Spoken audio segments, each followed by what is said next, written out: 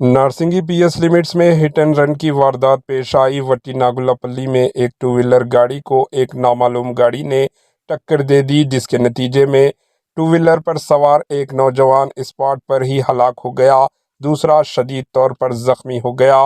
Police ने case दर्ज करते हुए तहकीकात शुरू कर दी। Bureau report, HN news. से आ रहा था तो सामने से टिपर वाला आ गया। तो पहले उनको स्कूटी वाले को मारा। तो मैं स्कूटी वाला जब मारा तो मैं घर से आके साइकिल यहाँ पर दीवार में मार दिया।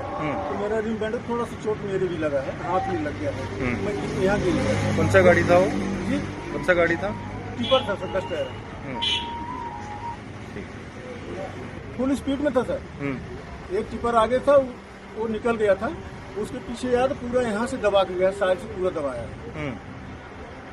तो उन्होंने मेरे को बचाया, मैं निकलने में घबरा के मैं ये दीवार में साइकिल मार दिया, तो फिर मेरे को ये लग गया। ठीक।